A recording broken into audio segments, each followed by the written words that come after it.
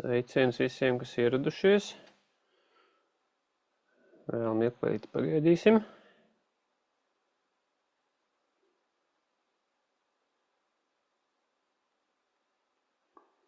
Es izskatās, ka novietojuši sevi priekšā virsrakstam. Atvainojos.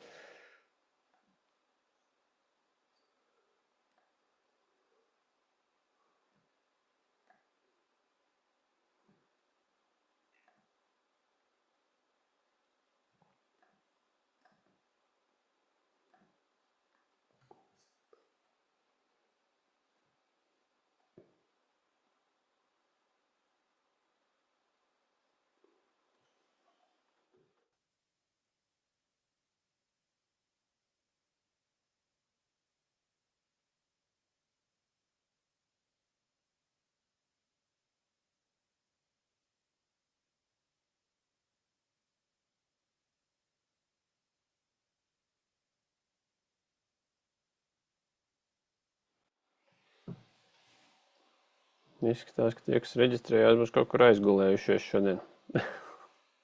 Bet nekas, sāksim tāpat. Jo būs webināram ieraksts. Ok. Daži mēs esam. Cik esam, sāksim. Un sāksim ar to, ka es ātri pastāstīšu, kas tad ir, kāpēc vispār vajadzētu veidot online kursus, kāpēc tas varētu būt interesanti un forši. Un novietošu sevi atpakaļ pareizajā vietā.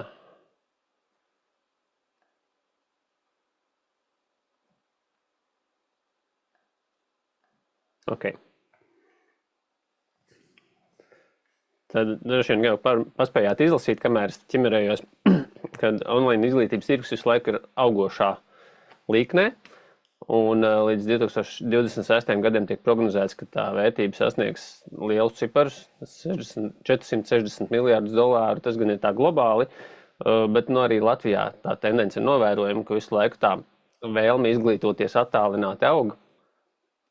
Un interesanti, ka arī šī līkme izglītoties attālināti aug privātajā sektorā, savukārt mazliet krītās akadēmiskajā izglītībā. Un online kursiem ir zemes uzsākšanas izmaksas un zemes risks, un tas ir viens no galvenajiem faktoriem, kāpēc tas ir viens no tādiem vieglākajiem veidiem, kā vispār uzsākt jebkādu savu biznesu vai savu kaut vai side hustle, jeb blakus pēļņu radīt, jo tam praktiski nav nekādu uzsākšanas izmaksu, vismaz pirmajās fāzēs. Un līdz ar to arī ir zemes risks kaut ko pazaudēt, kaut kas neizdosies. Un, protams, ir pasīvo ienākumu potenciāls, bet tie pasīvi ienākumi, tas ir tāds slidenes teiciens, jo nekā īsti pasīva jau tur nav. Tāpat ir visu laiku jādomā pie mārketinga un jāskatās līdzi un jāpārdod savus kursus, bet tu esi vienreiz viņu uztaisījis un vēlreiz viņš tev jātaisa nav katru reizi pārdodot. Tad tādā ziņā tā daļa ir šī pasīvā daļa. Un šis ir viens no tiem biznesa modeļiem, kur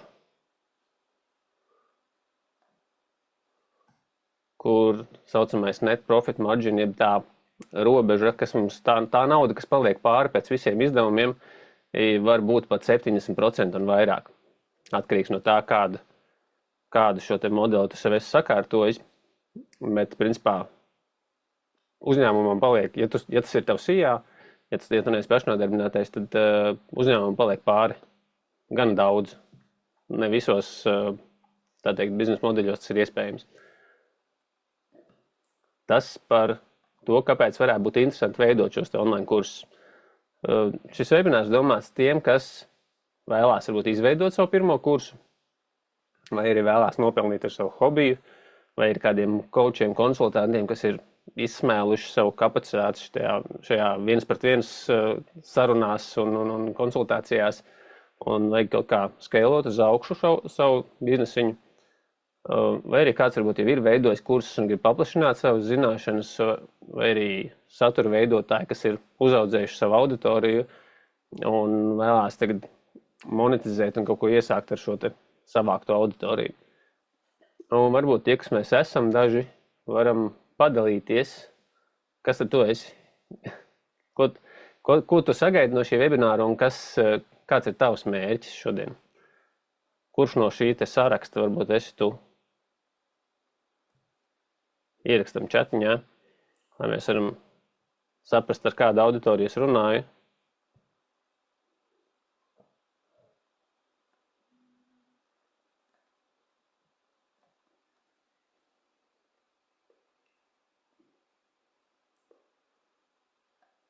Okay.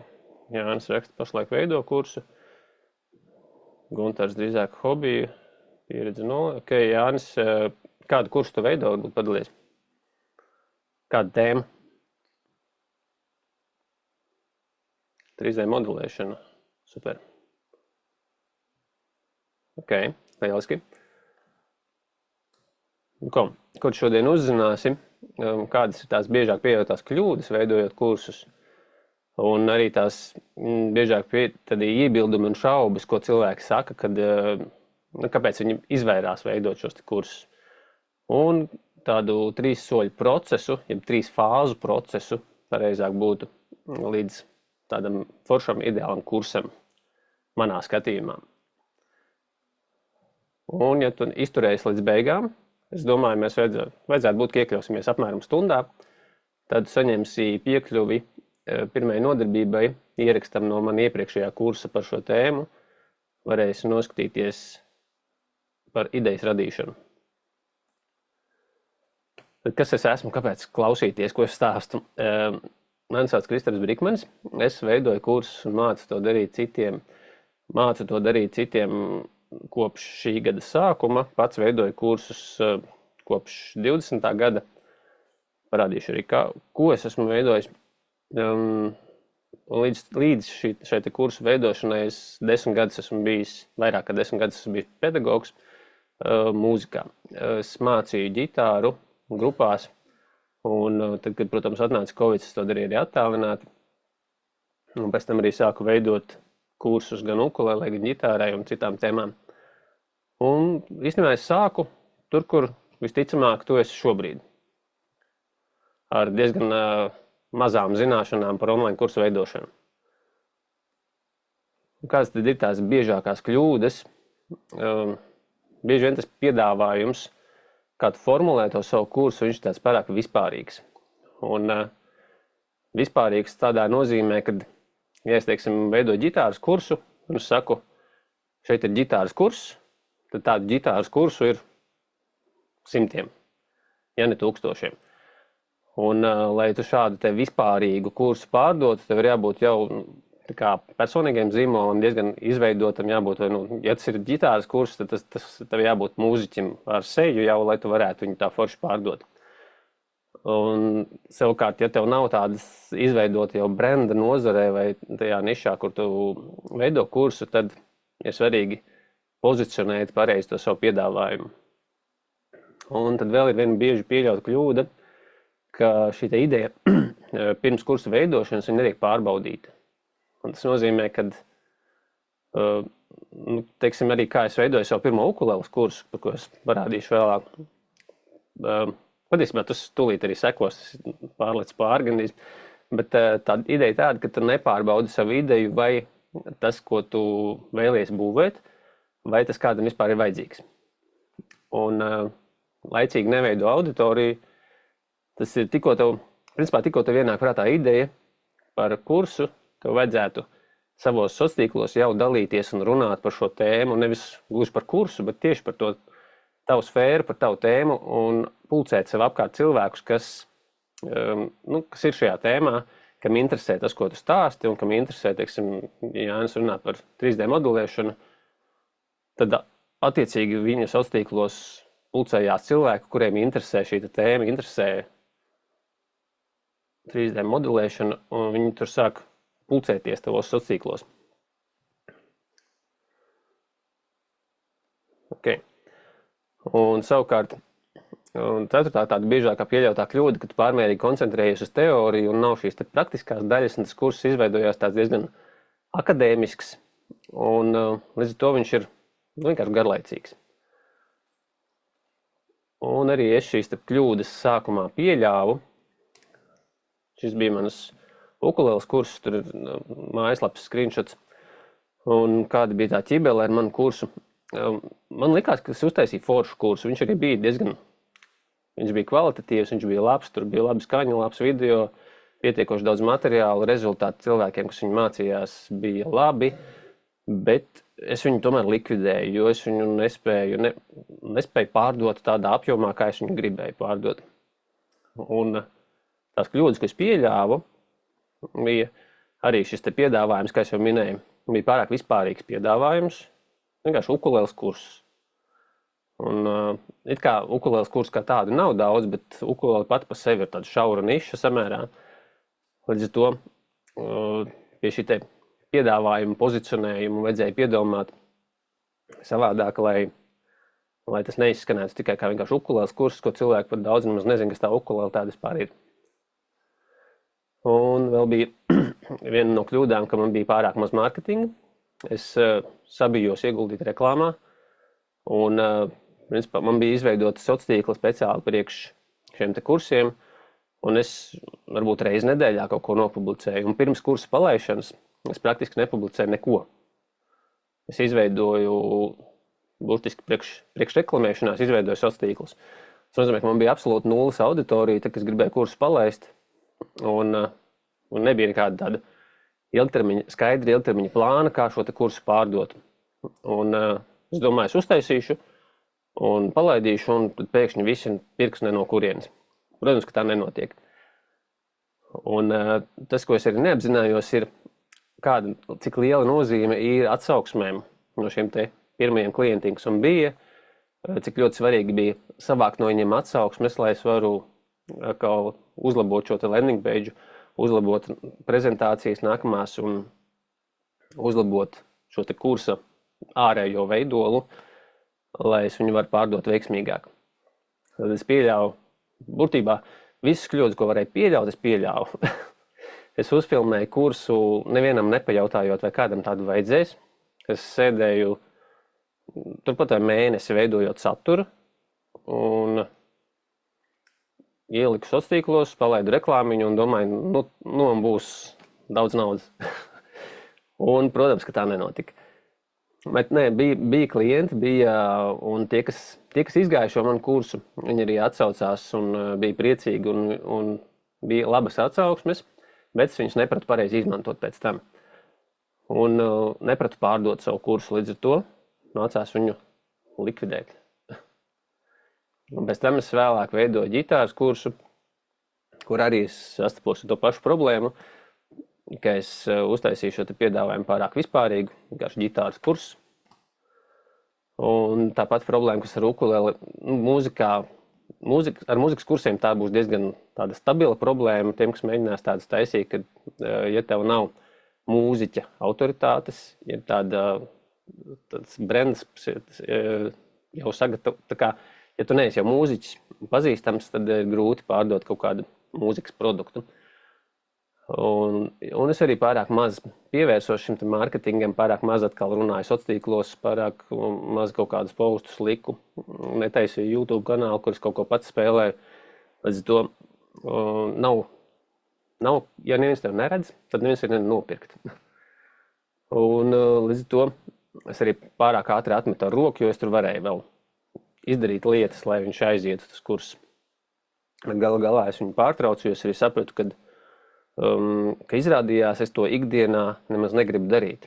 Man likās baigi foršā ideja, to arī priekš sevis ir dar padomāt katram, kad liekas forša ideja, gribu tādu kursu taisīt, bet viņu tomēr nākās pēc tam uzturēt un nākās viņu pārdot. Un, teiksim, lai es ģitāras kursu pārdot, man būtu ikdienā jātaisa kaut kādu YouTube video, TikTok video, kur es spēlēju, jāpausto un jāvāc šī auditorija un jāvirz uz savu kursu. Un es saprotu, ka es to negribu darīt. Ka man tik ļoti publiski spēlēt nepatīk. Līdz ar to šī mana ideja mazliet noplaka. Bet es ieguvu daudz pieredzes šo kursu veidojot, jo ja ukulēles kursam es netaisīju nekādu tā kā saucamo pilotu grupu nekādu pārbaudi neveicu. Un vienkārši uztaisīju un tad palaidu. Un tad gaidīju, ka kāds nopirks. Tad ģitāras kursam es vismaz runāju ar cilvēkiem pirms tam un mēģināju saprast, vai kādam tas būs vajadzīgs un kam tas būs vajadzīgs. Un es viņu veidoju tieši saistē šo pirmo versiju. Un tālāk par pirmo versiju gan es šim te kursam konkrētiem netiku, jo es sapratu, ka es to negribu darīt. Bet arī tas ir labi. Un kas tad ir biežākie tādi iebildumi, kāpēc cilvēki nobīstās veidot kursu un galu galā neizveido? Viens no tādiem iebildumiem ir, man nav pietiekuši daudz zināšanu, lai mācītu citus. Es neesmu tur profesionāls jomā vai man nav zinātniskā grāda konkrētajā jomā. Attēlā jūs redzat Ali Abdālu, kurš ir ārsts. Viņš izmācījās par ārstu. Viņš šobrīd pārdod kursus ar miljonu apgrozījumiem par produktivitāti, kur viņš vienkārši ir apvienojis savas zināšanas par to periodu, kad viņš mācījās par ārstu, kā viņš strukturē savu dienu un kā viņš, kādus tehnikas rīkus viņš izmanto, lai varētu visu to savu ikdienu sakoordinēt un saorganizēt pēc iespējas optimālāku. Un viņš ļoti daudz kursus pārdod par produktivitāti, kurā viņam nav absolūti nekādu rakstisku papīru, ka viņš kaut ko tādu būtu mācījies. Un ir daudz tādas tēmas, kurās tā kā vispār tāda oficiāla izglītība nemaz nevar iegūt. Galvenais patiesībā, ko cilvēki meklē, ir kādu, kas viņiem ir dažus solīšus priekšā un ir izgājuši to pašu ceļu, ko viņi taisās iet, un kas viņiem var parādīt, kā veikt šo ceļu. Tad vēl viens, citi jau māca šo tēmu, un es nevarēšu konkurēt. Un tas ir tāds, īstenībā, tas pat nav tāds iebildums baigi svarīgais, baigi būtiskais, jo, ja tur ir šajā tēmā konkurence, tad tur ir pieprasījums. Protams, jāskatās, cik ir liela tā konkurence, un ja viņa ir ļoti liela, tad tev vajadzētu mēģināt atrast kaut kādu šaurāku nišu un izveidot tādu mazāku nišas kursu, lai necīnīties ar kaut kādiem lieliem milžiem, bet tas, kas veidos tā tavu kursa unikalitāti, būs tā tava autentiskā pieredze un tavs stāsts, un lielākoties to arī to pašu savu tēmu, kur tu gribi veidot kursu, lielākoties tu viņu apvieno ar kaut kādām savām citām pieredzēm. Un līdz ar to tur veidojās, ja tu šīs pieredzes pievieno klāt, ja tu neej tādu tīri sauso teorētisko ceļu un neatražo vienkārši teorētisku kursu, ja tu liec šo savu pieredzi klāt, tad tur vienmēr veidojas kaut kas savādāks nekā citiem. Un tad vēl tāds viens no iebildumiem, man nav auditorijas, kurš tad pirks manu kursu. Par ko man īstenībā pat neradās šāda doma, kad es veidoju ukulēles kursu, kaut kam būtu vajadzējis, jo man tiešām nebija auditorijas. Bet lielākā daļa šo kursa veidotāji sāk no nulles, un ir svarīgi, ka tu no pirmās dienas, kad tev ir ideja, ka tu par to savu tēmu sāc runāt sociālos tīklos. Un tagad arī es esmu kopš saviem pirmajiem kursiem daudz nomainījis to procesu, kā es veidoju kursus, un vēlāk mazliet es stāstīšu par šīm 3 fāzēm, kādā es veidoju kursus, un pastāstīšu, kā var kursu pārdot bez auditorijas, ko es nezināju, nepratu izdarīt, kad man bija ukulēles kurs. Tātad 3 soļi, kā izveidot ideālu kursu, jeb 3 fāzes.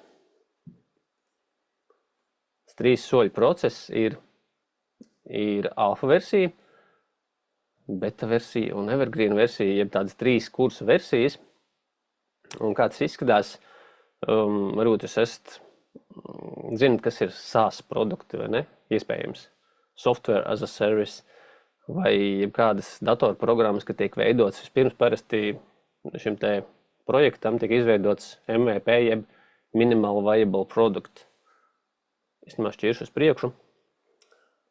Tad tā pirmā fāze, alfa versija, ir šis te minimum viable product, jeb vienkārši kaut kas ir iepakots maksimāli tā, kā viņš varētu izskatīties galā, un ko tu vari noprezentēt un pārdot pirmajiem klientiem. Un lielākoties tas nav gatavs kurs. Šajā pirmajā versijā tas ir ideja, tev ir struktūra ar iespējamajām nodarbībām, tev ir iespējams neliela auditorija, ar ko tu esi runājis sociālos tīklos, bet tas nav obligāti. Un tad šo te alfas versiju tu būvē tā, ka tu savāc šo te testa grupu, jeb pilotu grupu ar dalībniekiem uz šīs te idejas bāzes.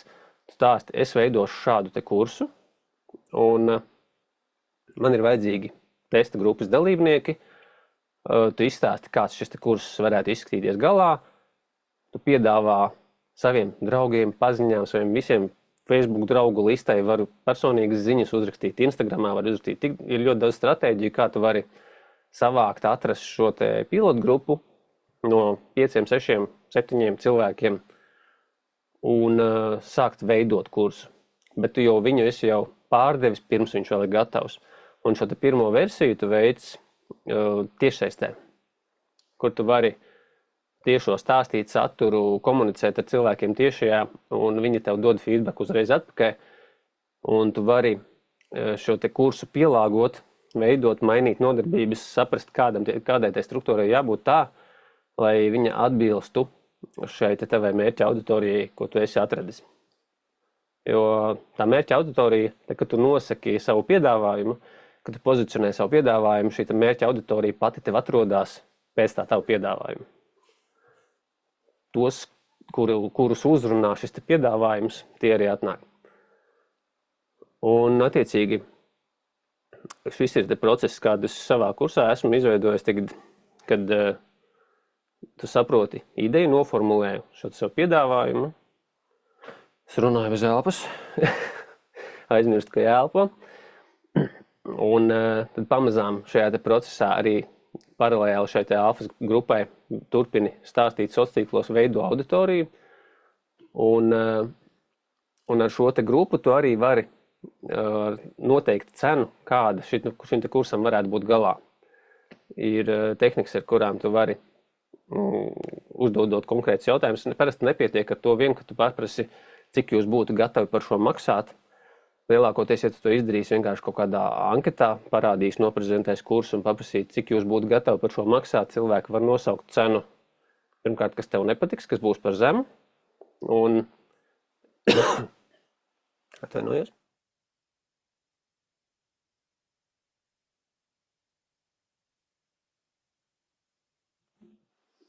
Viņi nosauks cenu, kas būs par zemu, vai arī viņi nosauks cenu, kuru patiesībā nemaz nav gatavi maksāt. Un līdz ar to šī te alfas grupa, šī te pilotu grupa ir iespēja, tā teikt, izzināt, iztestēt arī, cik tad cilvēki īsti ir gatavi maksāt un cik viņi ir reāli arī spēj samaksāt. Un attiecīgi tu izplāno šo struktūru, kādas būs tēmas un ej viņām cauri tiešsaistē.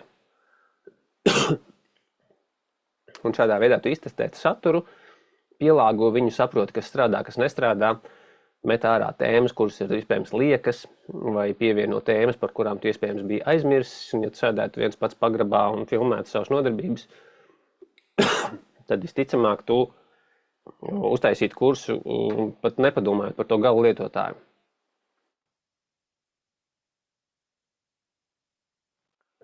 Kaut kas ieskrēja kaklā. Tātad veidojot šo te kursu kopā ar pilotu grupu, tu arī paralēli patiesībā apgūst šīs te prasmes, kas tev būs nepieciešams, lai tu uzfilmētu šo te gala versiju. Un tad savukārt šī te otrā fāze, ja beta versija kursam, ir tā jau, kur tu esi jau ar pirmo grupu izgājis visam cauri, sapratis precīzi, kāda būs tā tava struktūra, kādas tur būs nodarbības, un tad ir laiks ķerties vairāk pie šiem marketinga kanāliem, saprast, kādā platformā tu būvēsi šo te kursu. Un veidot prezentāciju, mācīties prezentēt šo te savu kursu. No šiem te pirmiem dalībniekiem tu vari iegūt atsauksmes, un tas savukārt šīs te atsauksmes iedos tādu social proof, un ko tu vari ievietot landing savā mājaslapā, savā pārdošanas lapā, vai patiesībā šī beta versija, es pastāstīšu vēlāk, tev pat vēl nekāda mājaslapa un nekāda platforma vēl nav vajadzīga. Ir vietas, kur tu vari izveidot pārdošanas lapu vēl bez mājaslapas. Un tad šī beta versija būtu kā fāze, kurā tu veido savu kursu, atkal savāc jaunu grupu, ar kuru tu jau veido šo te uzfilmēto materiālu. Tu filmē nodarbības un paralēli dod atkal cilvēkiem mācīties un ņem feedbacku un atkal kaut kas vajag uzlabot, kaut ko vajag pārveidot. Un šī tāda, bez šīs te turp un atpakaļ ar klientiem ir diezgan grūti uztaisīt tādu stabilu foršu produktu, kurā nebūtu visādu subjektīvu viedokļu un kas būtu tiešām noderīgs un vajadzīgs tiem cilvēkiem, kas viņu lieto. Un tad savukārt šī trešā fāze ir saucamā evergreen versija, mūžzaļā versija, kur tad ir, tu esi izgājis vēlreiz visam saturam cauri, tu esi uzfilmējis viņu, tu esi sagatavojis saturu, sagatavojis papildu materiālus un ievietojis viņus jau tajā platformā, kur viņi galu galā arī paliks, un tev ir finalizēts produkts, un tad atliek vien turpināt viņu testēt ar nākamajiem dalībniekiem, un tad uzsvars ir pārsvarā uz marketingu, uz pārdošanu, uz prezentēšanu, un atliek tikai pārdot savu gatavo kursu. Tālūk, vai no šī te īsā mana stāstījuma, kas izrādās jau ir pusstundu, vai tu iegūji kaut ko noderīgu? Kā tev izklausījās? Ieraksti čatā.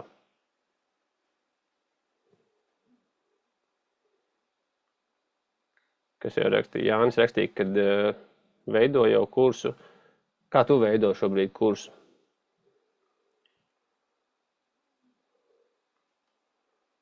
Vai tu sāc ar to, ka tev ir platforma un uzreiz vienkārši filmē materiālu, vai tomēr testē un pārbaudi uz cilvēkiem?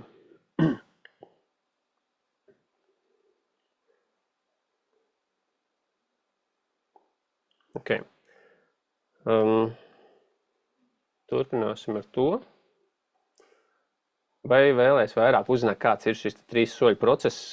Šo 3 soļu procesu es veicu savā online kursā, kurš viena fāze jau viņam ir bijusi. Vai tu gribētu padziļinātāk uzzināt, kāds šis process izskatās? Jo es varu vēl pastāstīt un noprezentēt savu kursu. Šī būs tā kā prezentācija. Vai tu esi gatavs to paklausīties, un vai tev tas būtu interesanti? Ieliec kādu plusiņu vai iekšķīti vai jā. Ok. Nu, tad aiziet. Tas kurs tā arī saucās, kā izveidot pelnošu online kursu ar minimālām izmaksām un netērējot laiku lieki. Te ir viena atsauksme no pirmās kursa versijas, kur Agnese šo te kursu pabeidz un tagad ir izveidojusi savu programmu, un tālāk viņi cenšas būvēt mājaslapu, kurā šo te kursu ievietot pastāvīgajā versijā. Es visu droši vien nelasīšu, bet var tā ar aci pārskriet. Ir cilvēks, kas to jau ir, nav gan vienīgais, bet cilvēks, kas šo programmu jau pabeidzis. Un tā bija šī tā saucamā alfa versija, un savukārt šī, ko es tagad prezentēju, būs beta versija šim te kursam. Kur savukārt, kas tad ir iekļauts šajā kursā? Tur būs 14 tēmas, un šīs tēmas būs pirmais, būs idejas ģenerēšana. Tiem, kas varbūt kam vēl nav īsti idejas, vai viņu vēl nav līdz galam noformulējuši, lai saprastu, kas tad ir, uz kā pamata viņi īsti grib taisīt to kursu. Tad būs šīs te unikālais vērtību piedāvājums, ja saprast, kas tad ir tas tavs īpašais, ko tu vari pielikt klāt kursam, kas nebūs vienkārši savs atražojums, kas būs tava pievienotā vērtība. Tad ir svarīgi saprast šo te kursa struktūru, kas ir tas ceļš no A līdz Z, kā tu aizvedīsi no nulītes cilvēku līdz kaut kādam nebūtu rezultātam. Un tad sekos savukārt šīs idejas validācija.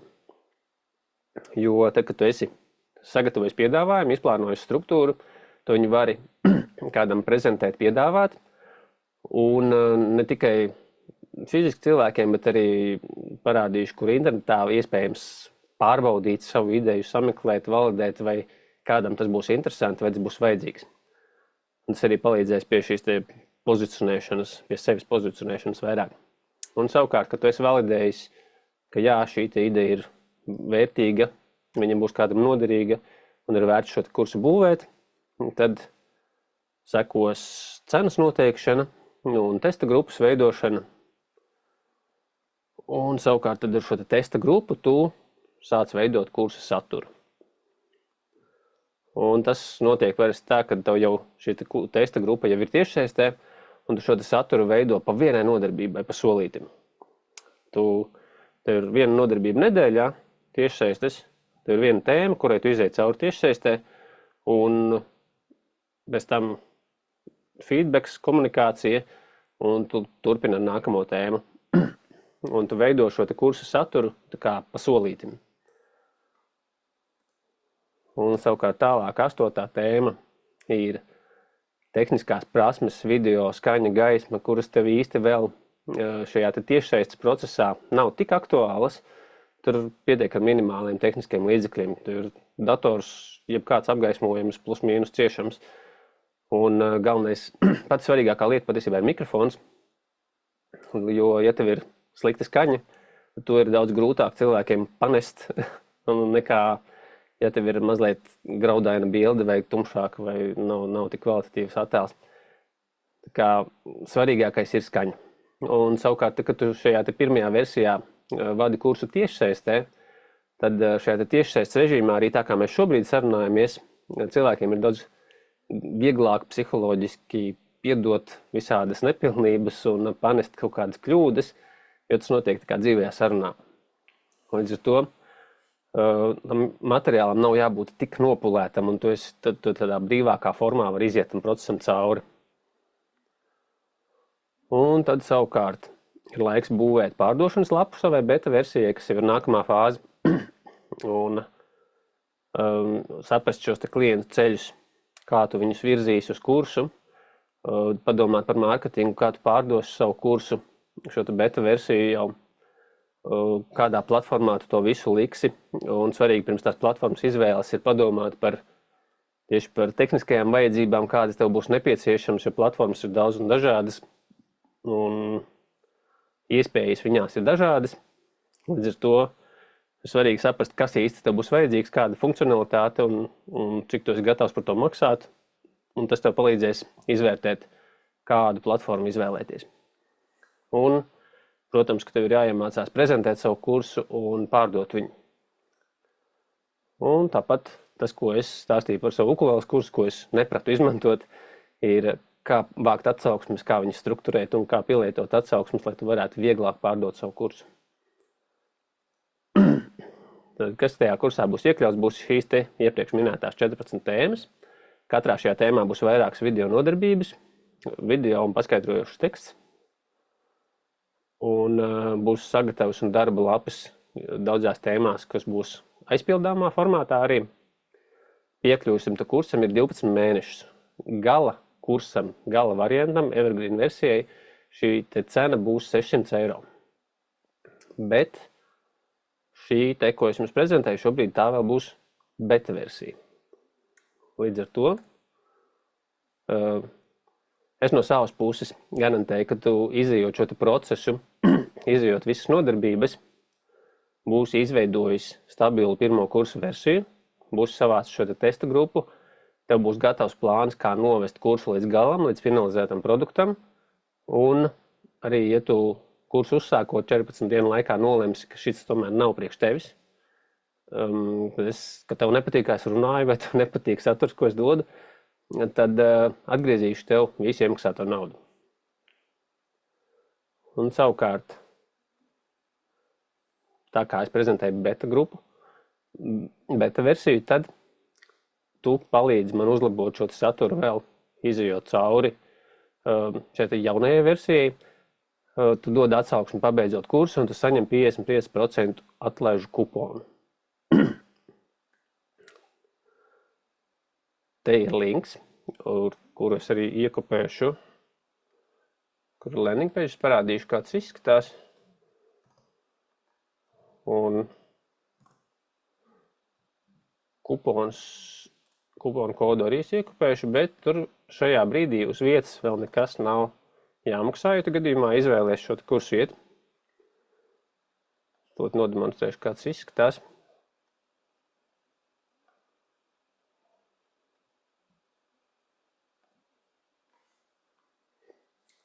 Un kas vēl ir bonusā? Bet par bonusiem pēc tam. Pirmais, ko es parādīšu, tā tad ir, kāds mums vēl pievienojas pašām beigām. Šī te ir, ne, šī te nav. Šī te ir, tūlīt atvērsies. Tas, kas atvērsies, būs šāda te lapa, kura tūlīt atvērsies. Šāda te lapa. Izveido savu online kursu, kurā ir aprakstīti vēlreiz tie soļi. Ir kaut kādi biežāk uzdotie jautājumi, un ko ir teikuši klienti par iepriekšējo kursu. Un uzspiežot šo te pogu apakšā, tev atvērsies checkout lapa, kurā nav nekas jāmaksā. Ir jāievada savi dati,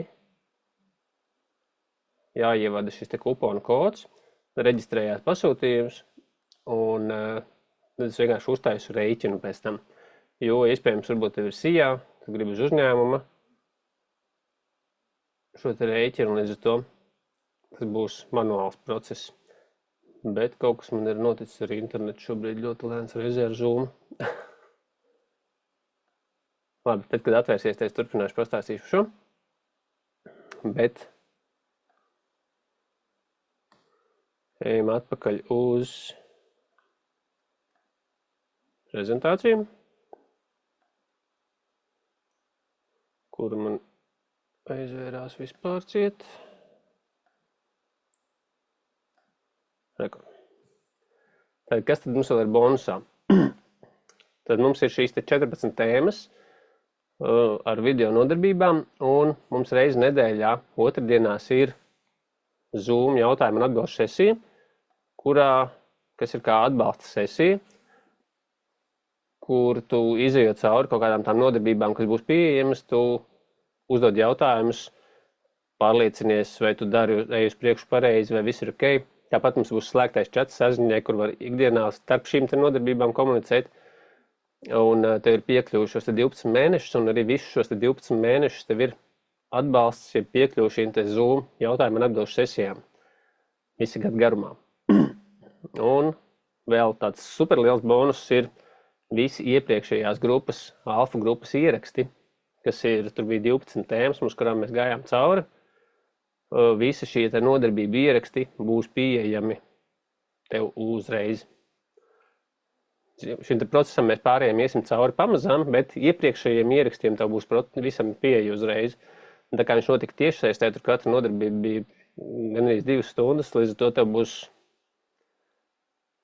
gandrīz 20, vairāk kā 20 stundu ieraksti, ja tev būs tāda vēlēšanās viņus skatīties. Tātad, ko tu iegūsti? Tev ir šī kursa beta versija ar tavu kuponu kodu, tas ir 270 €. Tev šīs te Zoom sesijas, kas ir reizi nedēļā gada garumā. Ja tas ir kā konsultācija, par kuru tu samaksā 20 €, tad gadu garumā tu viņam samaksā 960 €. Un šī te iepriekšējās ir alfa grupas ieraksti 240 € maksāja šis te kurs. Kopējā vērtība ir 1470 €, un tu to visu saņem pār 270 € ar šo te kuponu. Tad galā tu iegūsti skaidru, detalizētu plānu, kā izveidot savu kursu. Tu būsi izveidojis savu testa grupu, tev būs nepieciešamās tehniskās zināšanas, lai novestu savu kursu līdz galam, un tu pratīsi pārdot savu kursu. Tu būsi izvēlējies vispiemērotākā platformu savam kursam, un tev būs atbalsts un konsultācijas 12 mēnešus no pirkuma brīža. Līdz ar to tev būs diezgan daudz atbalsta mehānismu tam, lai tu noteikti uzbūvētu un pabeigtu savu kursu kvalitatīvi. Un šis kupons būs derīgs līdz 5. decembrim. Tātad, šeit arī uzreiz iekopēšu pirmo nodarbību no iepriekšējās, ko es solīju bez maksas tiem, kas izturēs līdz galam. Jūs izturējāt. Kuponus iekopēju, landing page iekopēju, vai ir, tagad mums ir jautājumu un atbilžu sadaļa. Vai ir kādi jautājumi, vai ir kaut kas neskaidrs, vai ir kaut kas nesaprotams, vai ir kādi jautājumi? Varam rakstīt čatā, varam ieslēgt kameru, mikrofonu, kā gribās.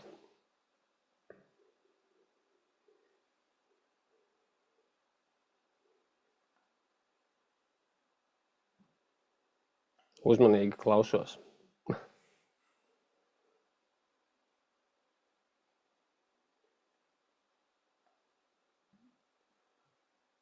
Jautājumu nav? Varbūt Jānis var padalīties, kā veicās ar šo kursu savu šobrīd. Cik tālu esi, kāds plāns, kur taisies, kādā platformā publicēt? Sveiki, var dzirdēt, redzēt? Var dzirdēt, jā, klusu gan, bet var.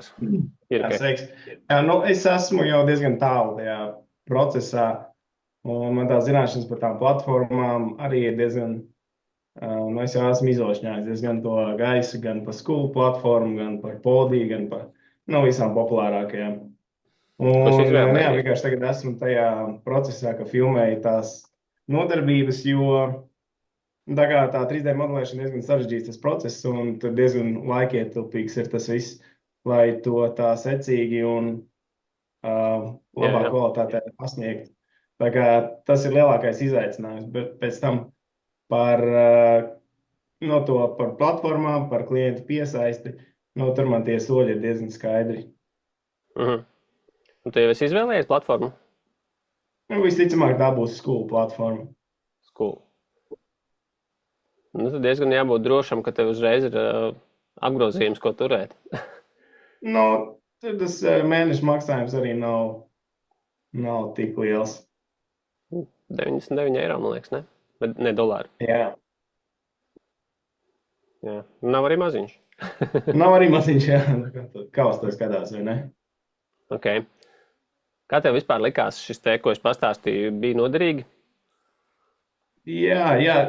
Paldies par prezentāciju, jau rakstīju, ka bija noderīgi, tiešām secīgi visu izskaidroju, un, teiksim, kādam, kas no nulles sāk visu darīt, es domāju, būs ļoti noderīgi. Tā kā tas ieskats gan kā pārbaudīt to savu ideju, gan par to alfa kursu, gan par beta kursu. Tā kā tie visi soļi, jā. Ok, super, paldies tev. Vēl kādam ir ko teikt? Vai pajautāt?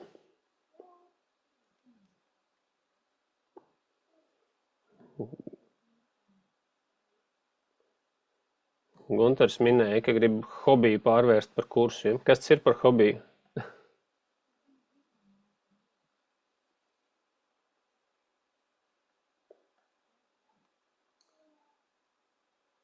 Foto. Ok. Un, jā, foto tas ir interesanti. Tur ir īstenībā tagad ir jau diezgan moderni pārgājis to, kad foto kursus taisīt tieši telefoniem, kā fotografēt ar telefonu. Kāds tev plāns vai fotografēt ar telefoniem vai profesionāli kameru tomēr?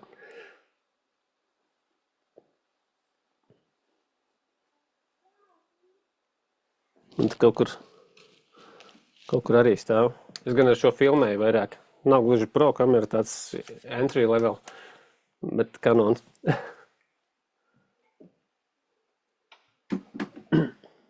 Jā, ka fotografēšana ir interesanti. To ir diezgan, tos pamatiņus īstenībā ir vērtīgi apgūt, un nav nemaz tik vienkārši arī saprast, kad ir fotokamera, kad sāk bildēt, tad to asumu, dziļumu, ISO un visu pārējo. Nav vienkārši tēma.